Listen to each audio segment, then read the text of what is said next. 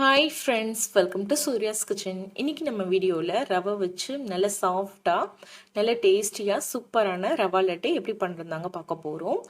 இந்த ரவா லட்டு செய்கிறதுக்கு ஒரு கப்பில் ஒரு கப் அளவுக்கு ரவா அளந்து எடுத்துக்கோங்க. இதை ஒரு மிக்சிங் பவுலில் சேர்த்துடலாம். இது வறுக்காத ரவை தாங்க.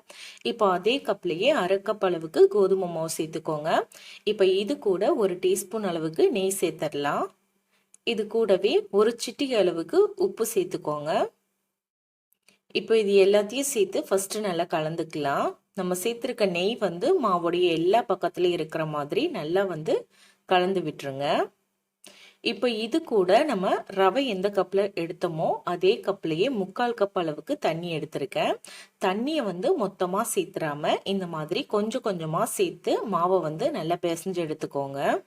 எனக்கு சரியாக பார்த்தீங்கன்னா இதை பிசைஞ்சு எடுக்கிறதுக்கு 3/4 கப் அளவுக்கு தண்ணி தேவைப்பட்டது. நீங்கள் எடுத்துருக்கக்கூடிய ரவையை பொறுத்து தண்ணியோட அளவு மாறுபடலாம். ஸோ தண்ணியை கொஞ்சம் கொஞ்சமாக சேர்த்து பிசைஞ்சுக்கோங்க. நல்ல ஒரு சப்பாத்தி மாவு பதத்துக்கு பிசைஞ்சுக்கோங்க. கொஞ்சம் தளர்வாகவே பிசைஞ்சுக்கோங்க, ரொம்ப கெட்டியாக பிசைய வேணாம். இப்போ பாருங்க, மாவை நல்லா பிசைஞ்சாச்சு.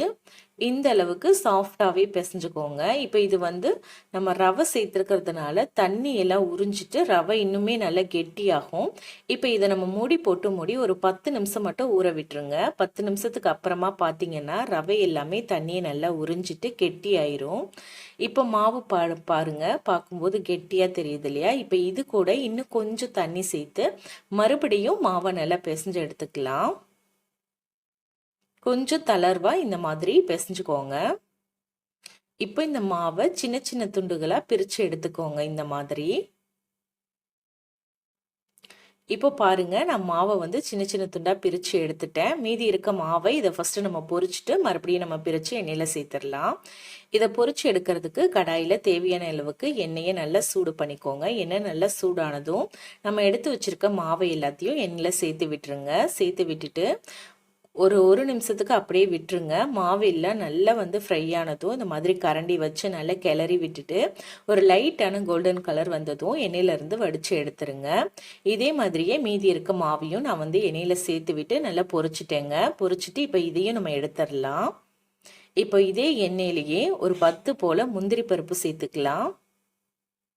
நீங்கள் இந்த மாதிரி எண்ணெயிலேயே சேர்த்து பொரிக்கிறதா இருந்தாலும் பொரிச்சுக்கலாம். அப்படி இல்லைன்னா தனியாக நெய்யில் சேர்த்து கூட நீங்கள் பொரிச்சு எடுத்துக்கலாம். இப்போ இது கூடவே ஒரு 10லேருந்து 15 திராட்சை சேர்த்துக்கலாம். திராட்சை முந்திரி ரெண்டுமே நல்லா பொரிஞ்சதும் நம்ம எண்ணெயிலேருந்து வடித்து எடுத்துடலாம். இப்போ ரெண்டுமே நல்லா பொரிஞ்சு வந்துருச்சு. இப்போ இது எண்ணெயிலேருந்து வடித்து ஒரு பிளேட்டில் மாற்றி எடுத்து வச்சுக்கோங்க. இப்போ ஸ்டவ்வில் ஒரு சின்ன வாணலி வச்சுக்கோங்க. இப்போ இதில் 1 கப் அளவுக்கு சர்க்கரை சேர்த்துக்கோங்க. அதே கப்பாலேயே அரை கப் அளவுக்கு தண்ணி சேர்த்துக்கோங்க. இப்போ சர்க்கரை நல்லா கரைஞ்சி வரட்டும். ரவை எந்த கப்பில் எடுத்தீங்களோ அதே கப்பில் 1 கப் சர்க்கரை சேர்த்துக்கோங்க. இப்போ சர்க்கரை நல்லா கரைஞ்சி வந்துருச்சு பாருங்க. இந்த மாதிரி நல்லா கரைஞ்சி வந்ததும் அடுப்பை சிம்மில் வச்சுட்டு கரண்டியை இந்த மாதிரி விட்டு பார்த்தீங்கன்னா ஒரு கம்பி பதம் உங்களுக்கு தெரியணும். அப்படி இல்லைன்னா நீங்கள் கையில் கூட இந்த மாதிரி தொட்டு பார்க்கலாம். தொட்டு பார்த்தீங்கன்னா கரெக்டாக உங்களுக்கு ஒரு கம்பி பதம் வரணும்.